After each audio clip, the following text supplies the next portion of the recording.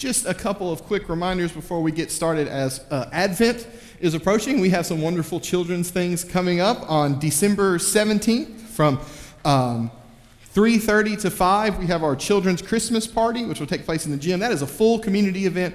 Everyone is invited to. We'll have cookies and cocoa. We'll have crafts. We'll have a man in a big red suit, possibly a horse and a carriage there. It's going to be an awesome event, and that's open to anybody. Totally free event put on by the children's ministry at First Christian Church.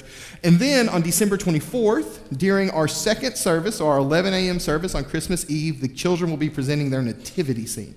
So I'll be sending out text messages trying to see who will be here. I know a lot of folks travel for Christmas Eve, but I want to see what kids will be here. We will practice the last 2 weeks of Logos. We'll do costuming and all that type of stuff. So if you have a child in your life interested in being a part of that, I will be reaching out, or reach out to me this week, and we will make sure they can be a part of telling the story of the birth of Christ on Christmas Eve. So that'll be December 24th at the 11 a.m. service. So now I would like to invite our children forward for our children's moment.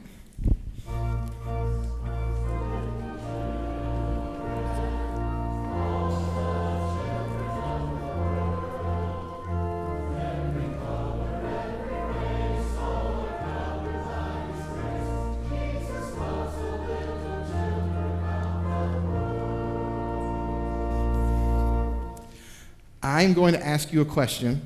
I don't want you to say anything, but I want you to raise your hand. How many of you have a sibling or a cousin or a close friend who you like to hang out with and spend time with? Most everybody? Somebody like? Now keep your hand up if you've ever gotten in an argument with that friend, cousin, or sibling. Now some of you raised your hands even higher, and I appreciate that. I understand that. But that's been going on, let me tell you, from the very beginning of the Bible. Like 40 or 45 pages into the Bible, we get the story of these two brothers, and it's what I'm going to preach about today. Their names were Jacob and Esau. And they didn't really like each other as kids, and they kept disagreeing with each other as they got older, and then one of them did a really bad thing to the other one, and then they didn't talk for decades. The other brother left, and then all those decades later, we're talking 10, 20, 30 years, almost as old as I am, they came back together. And you know what they didn't do? Those fights that they had all that time ago, they didn't matter, right, Sloan? They didn't matter.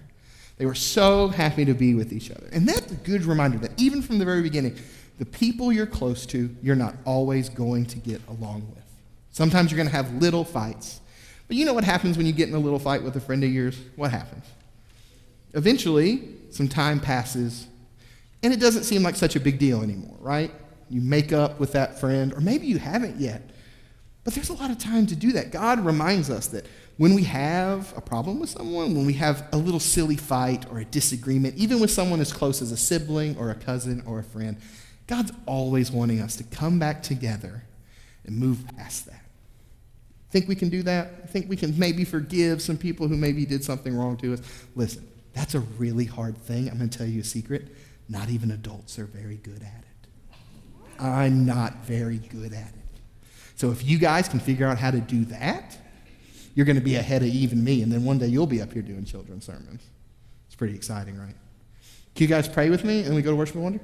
Repeat after me, guys. Say, Dear God, thank you for showing us to make up with our friends.